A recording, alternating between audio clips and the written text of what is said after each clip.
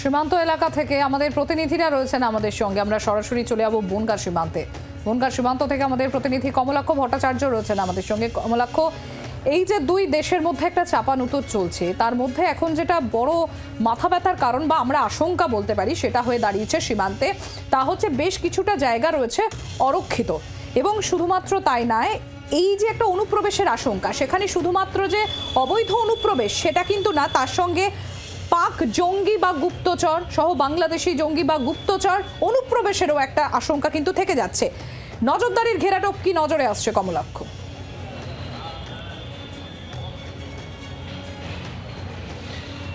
দেখো, সিঁদুরে মেঘ দেখা যাচ্ছে এবং সেই কারণেই উদ্বেগ বা আশঙ্কা তৈরি হচ্ছে। তার কারণ অতীত ইতিহাস বা অতীত রেকর্ডে কিন্তু এই ধরনের ঘটনার বিস্তর প্রমাণ রয়েছে। এই সীমান্ত এলাকাগুলি থেকে শুধুমাত্র ভারত বাংলাদেশের এই যে বিস্তীর্ণ ভূখণ্ড রয়েছে, দক্ষিণ দিনাজপুর জেলা থেকে শুরু করে পরপর যদি আমরা আসি মালদা, মুর্শিদাবাদ, নদিয়া হয়ে উত্তর 24 পরগনা, এই বিস্তীর্ণ অংশে সেই জায়গা থেকে অতীতে দেখা গিয়েছে যে অনুপ্রবেশ একটা বড় ইস্যু। এবং এই অনুপ্রবেশের হাত ধরে বাংলাদেশের দুষ্কৃতি থেকে শুরু করে জঙ্গিরা এই রাজ্যে ঢুকে পড়েছে এবং বিভিন্ন রকম দুষ্কর্মের ঘটনা ঘটেছে। খাগড়াগড় কাণ্ডের দিকেই যদি তাকায়, তারপর থেকে কিন্তু আরও বেশি স্বরাষ্ট্র মন্ত্রকের এবং তার সঙ্গে সঙ্গে বিএসএফের উপর বাড়তি দায়িত্ব দেওয়া হয়েছিল খোলা সীমান্ত বা কাঁটাতারহীন যে সীমান্ত রয়েছে সেই জায়গায় কড়া নজরদারি। বাংলাদেশে এই অস্থিরতা তৈরি হওয়ার পর নজরদারি অবশ্যই বেড়েছে।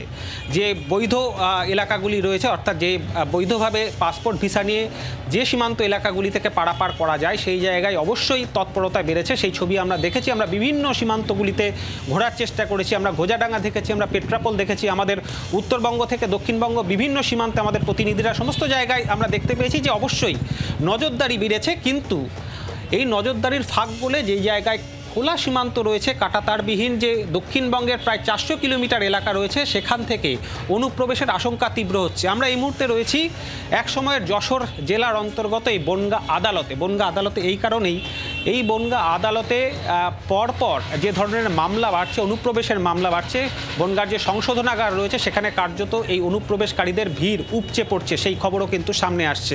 অনুপ্রবেশ গত কয়েক মাসে এটা কিন্তু উল্লেখযোগ্যভাবে বাড়ছে এবং সেই আশঙ্কা কিন্তু খোদ বিএসএফের তরফ থেকেও করা হয়েছে।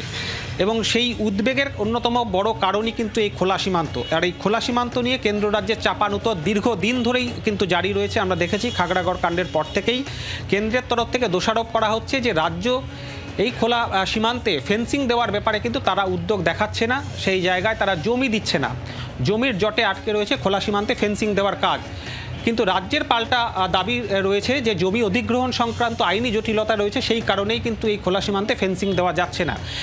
এই চাপানুতর যাই থাকুক না কেন, বাংলাদেশ অস্থিরতার কারণে এই মুহূর্তে এই সীমান্তবর্তী এলাকাগুলি থেকে অনুপ্রবেশের সম্ভাবনা, সেই অনুপ্রবেশের ঢল নামার সম্ভাবনা এবং সেই শরণার্থী বা ধর্মীয় অত্যাচারে পালিয়ে আসা মানুষজনের ভিড়ে, এই অবৈধ অনুপ্রবেশকারীদের ভিড়ে দুষ্কৃতী জঙ্গিদের আশা কিন্তু কোনো রকমভাবে উড়িয়ে দেওয়া যাচ্ছে না। সেটা সর্বত্রই কান পাতলে শোনা যাচ্ছে। শুধুমাত্র স্বরাষ্ট্র মন্ত্রক বা বিএসএফ নয়, স্থানীয় মানুষজন থেকে শুরু করে আদালত, পুলিশ সব জায়গাতে কিন্তু এই আশঙ্কা কেউই উড়িয়ে দিচ্ছেন না সম্প্রতি। বাংলার আওয়াজ, বাঙালির আবেগ, জি 24 ঘন্টা।